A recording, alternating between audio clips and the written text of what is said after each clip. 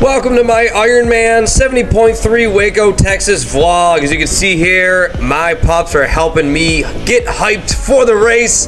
First thing I had to do once I got to Waco was to get my bike set up. You can see me taking it out of the travel case that I traveled with from Dallas, just down the road about an hour and a half. So the first thing you have to do is get it unstrapped, get the wheels on, put those aero bars on, and that's basically about it. The next thing to check off on the to-do list is to get over to the venue, because you actually have to check your bike in the day before the race. So it's essential to make sure the bike's put together correctly and working properly.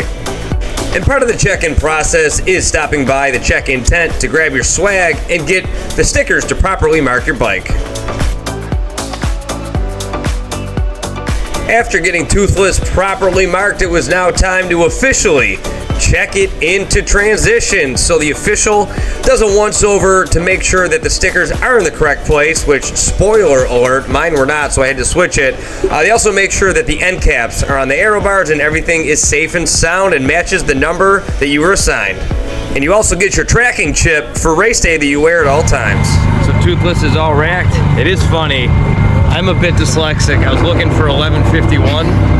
I'm 15:11. I saw you go all the way down and I was like, yeah, so I stood there bewildered for a second. I'm like, did they give us double numbers? I'm gonna have to like deal with this. Then I'm like, I'm not 11:51, I'm 15:11. So problem solved. I'm really smart.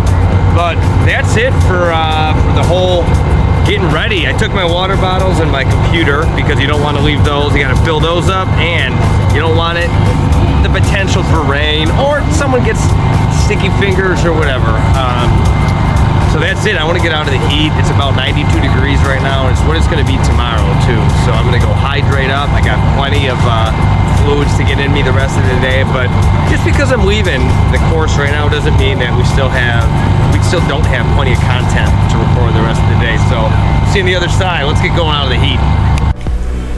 Once we filled up on dinner and got back to the hotel, it was time to pack the bag for the next day.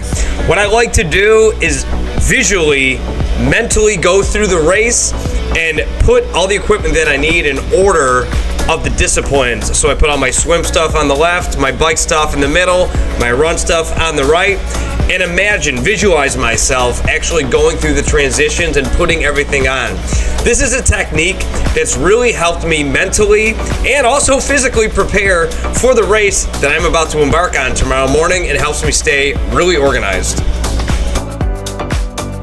And the last thing I like to do before going to bed is one last look at all the course maps. Take a look at the elevation changes and any unique portions of the race so there are no surprises come race day.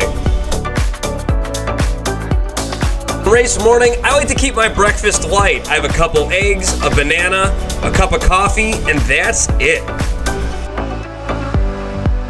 The time has officially come. It's race day, it's dark out, the adrenaline's pumping, we're ready to go. Environment on race days at Ironman is electric. Obviously, I'm gonna slap up this unicorn here. And then it was time for a 1.2 mile walk to the starting line. That's right. The situation at Ironman Waco is a bit unique because the swim is a point-to-point, meaning it's just one way. So you start 1.2 miles downriver and then swim to the transition area. And with over 2,000 competitors, it does take a while to get to the starting line because you go off in multiples of 3. So you'll get those butterflies going, but you know what? You get to talk to everybody, and it kind of calms you a little bit because everyone's just as nervous as you are. So in an ironic way, it actually makes you feel a little bit better. And since the water was 80 plus degrees, there were no wetsuits allowed. So I was a little bit nervous, but trusted my training. I'm out there somewhere getting it done. And it was a big relief, as you can see here, once I got out of the water, knowing I was finished swimming. Onto the bike. And here I am finishing that 56-mile bike ride strong into the transition area. With just a half marathon separating me from the finish, adrenaline was pumping, I was feeling it. 13 miles to go, and we're at the finish line. Time to push, baby. And if you've ever done a race like this before, you know this feeling. You're floating, your legs are numb, You are on cloud 9, crossing that finish line, knowing you just accomplished something great.